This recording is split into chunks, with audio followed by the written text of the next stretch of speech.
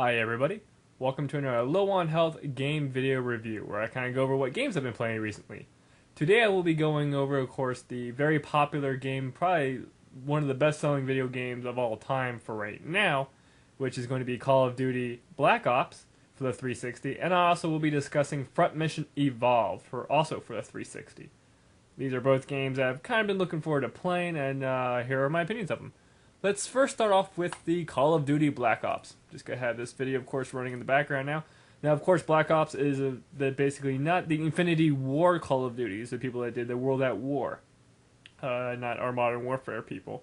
So, depending on having known that, and of course, known the whole big political shadoo that happened after that, most of you know what went. Well, I'm not even about discussing it, but I do want to mention Black Ops.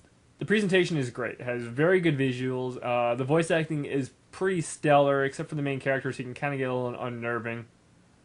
I will mostly discuss what matters most to me about most games, of course, is their narrative, like the first-person campaign, in which case the first-person campaign, the narrative was not that great compared to, I want to say, the Modern Warfare series, especially Modern Warfare, the first one, probably had the best kind of story, in my opinion, and then, 2 and whatnot.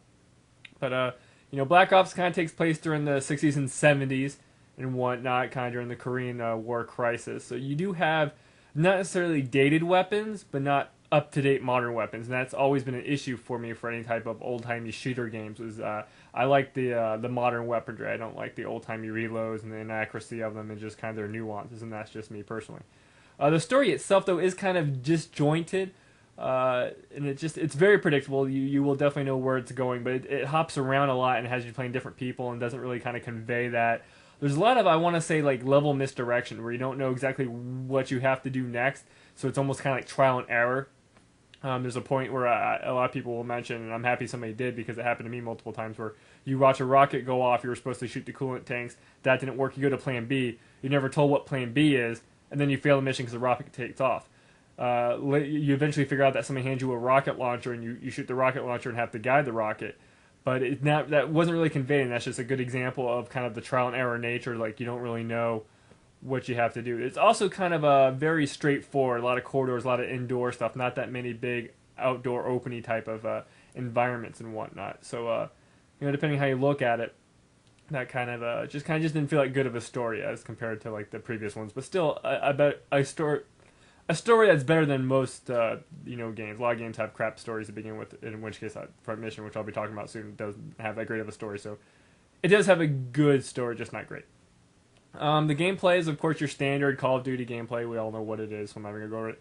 The main thing about this Call of Duty is its design. It is packed to the gills with content, except like single, Spec Ops. Being able to go through missions with another person, those aren't in the game. That's one thing a lot of people kind of are nitpicking about, but that's something small. They do give you the zombie mode from the World at War series, which is kind of cool, kind of a blase, kind of a, definitely takes some working to get used to it. And it's kind of cool because you get to play, for one of the modes, you get to play as Castro, Kennedy, Johnson, and Nixon. And that's kind of just a fun mechanic because they have little catchphrases and stuff they'll say while fighting the zombies. They actually have a little cutscene before it to kind of introduce you to the what's happening with the zombies overtaking like the Pentagon, in which case Kennedy kind of gives this nice inspiring speech, which is kind of funny and cool. But that's just one of the modes. There's also kind of unlocks Zork. The full game, the text adventure Zork, is in the game. They also have a top-down arcade-like game, Dead Ops, which is also available in the game and can be also played through co-op. The competitive online actually does have the replay theater, so you can watch old replays and matches and stuff to see where everybody was and kind of get a lay of the land and see why they beat you or where they were. Just see those really cool shots, kind of like the Halo did. They also have what I probably think is kind of their combat theater. I forgot how the combat training, where you actually get to play against bots. I am a big fan of playing against bots because I don't like playing against people. They have basically a mode where you can play against bots on all the different types of levels, which I think is fantastic. And the bots actually have different difficulties, in which case you can just make them, pants on head retarded, in which case it's fun just to kind of mow through them, or you can make them more difficult, and it's just they will find you and track you down. They're not as dynamic as human players. They won't do anything crazy, but it's kind of cool to be able to fight against bots, and I definitely enjoy that. And a funny little thing, too, is that they have the option where it gives the bots names of people on your Xbox Live friends list. So it's kind of like I'm playing with my friends online, I'm playing against them, and they're playing with me, but I don't actually have to deal with them or listen to them or play with them, which I think is just awesome. Speaking of that, they also now made it into normal competitive play. You can use party chat with Team Deathmatch, which you couldn't do for Modern Warfare 2. They let you do that for this, and it's amazing. I love that because I can talk to my friends while they're playing that. I can be playing something else. I like it because they were playing regular Team Deathmatch. I was playing bot Team Deathmatch, and I was talking to them, and it was like I was playing the normal game with them. Now, the actual competitive is kind of the same way. You level up and whatnot, but the way you level up and the unlocks are better. You basically earn money, and that money you can earn your different perks, buy different weapons, buy different attachments, and you're more free to kind of figure out what you want to do ahead of time. And weapons are still kind of unlocked as you level up, but you don't have to actually buy them and whatnot. You can kind of save them. Get the pro version of the perks, you actually have to do certain challenges instead of just like use it or kill or whatnot. They basically have challenges you have to make. And they also have wager matches, which this right here is the gun wager match, which is a personal favorite of mine. Basically, every time you kill somebody, you go up a weapon. You have a pistol, double pistol, shotgun, submachine gun, double submachine gun, and whatnot. There's a lot of just different play modes, and I like that a lot, especially the gun mode, because your weapon loadout and your perks aren't involved. It's basically everybody's at the same leveling field, and I like that a lot. There's just a lot of really good content in this game. A lot of unlocks. They definitely skewed it more towards. Used to be a danger close person. I like the explodies because it's cheap, and they basically took that out of this game entirely. A lot of people mention it looks like they took all the information, all the criticism, all the pros and cons from the online multiplayer from Modern Warfare 2 and applied that to Black Ops. So it is a more refined experience, a more even experience, which is kind of very cool.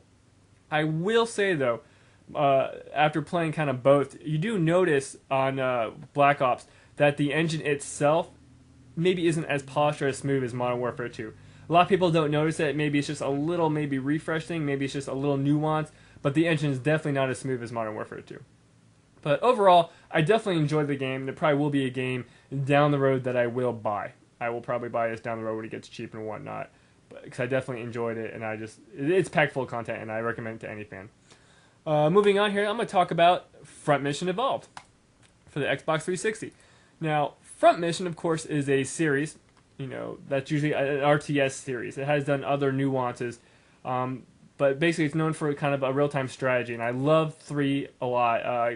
Played 4, didn't really enjoy it that much, and they never brought 5 over, in which case 5 got really good, Japanese reviews, and I was kind of let down when they bring Front Mission 5 over. But this is Front Mission Evolved, in which case it's actually more of a third-person shooter along the lines of your kind of Armored Core mech games.